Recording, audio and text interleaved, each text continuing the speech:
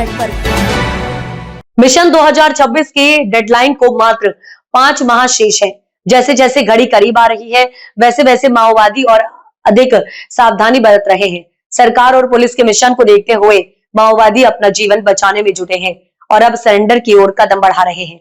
हाल ही के दिनों में बालाघाट पुलिस ने नक्सल प्रभावित गांव में बैनर पोस्टर लगाए हैं, जहां बीते दिनों छत्तीसगढ़ और महाराष्ट्र में सरेंडर कर चुके टॉप लीडर माओवादियों की फोटो व संदेश चस्पा किया है, जहां बालाघाट पुलिस का ये प्रयास सफल होता दिखाई दे रहा है। ऐसा हम इसलिए कह रहे हैं क्योंकि 1 नवंबर को माओवादी संगठन के एक सदस्य ने पितकोना चौकी के चौरिया कैंप में सरेंडर कर दिया है। यह सशस्त्र हार्डकोर महिला नक्सली छत्तीसगढ़ के गोमबेटा भैरमगढ़ जिला बीजापुर की रहने वाली है, जिसका नाम सुनीता पिता बिस्रू सियाम उम्र 22 है, जिसने चौरिया कैंप में इंसास राइफल एवं 3 मैगजीन के साथ आत्मसमर्पण किया है। यह महिला नक्सली एसीएम के पद पर रहते हुए सेंट्रल कमेटी के प्रमुख सदस्य सीसीएम रामदेर नक्सली की सुरक्षा गार्ड रह चुकी है, जो वर्ष 2022 में माओवादी संगठनों से जुड़ी थी, जिसने माड़ क्षेत्र में 6 महीने का प्रशिक्षण लिया और फिर सेंट्रल कमेटी के सदस्य रामदेर के सुरक्षा गार्ड के रूप में माड़ क्षेत्र में कार्य करना प्रारंभ किया, जो रामदेर की 11 सदस्यीय टीम के साथ एमएमसी जोन दरिकसा क्षेत्र पहुंची थी। वहां जीआरपी डिवीजन में सक्रिय थी और मलाजखंड दरिकसा तल में एसीएम के पद पर थी, जिस पर कुल 14 लाख का इनाम घोषित था।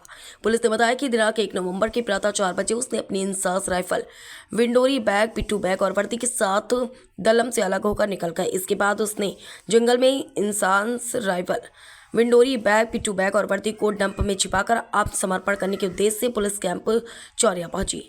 उसका आत्मसमर्पण मध्य प्रदेश आत्मसमर्पण पुनर्वास नीति 2023 के अंतर्गत पहला आत्मसमर्पण है।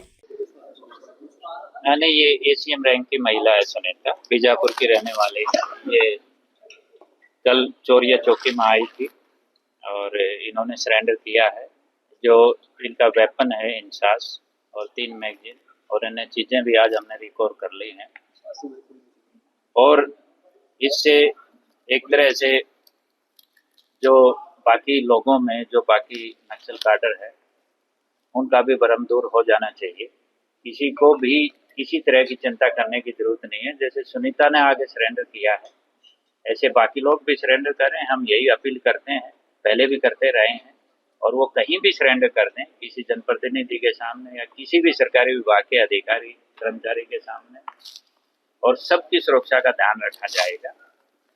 और अब तो वही जो हम बार बार कह रहे हैं, अब तो किसी को किसी तरह का शक होना ही नहीं चाहिए।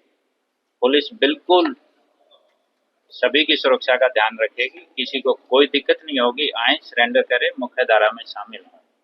सर, सुनीता की इसके बाद का क्या प्रोसेस रहेगा? उनके लिए पूरे जो हमारी सरेंडर पॉलिसी है उसके जितने भी प्रोविजन है उस आधार पे उनको, जैसे नौकरी देने वाली बात है, नौकरी दी जाएगी। वेपन के साथ सरेंडर किया है तो उसका भी 3.5 लाख रुपए मिलेगा और जितने प्रोविजन है सभी का उनको फायदा दिया जाएगा। सुरक्षा कैसे इसकी बताइए?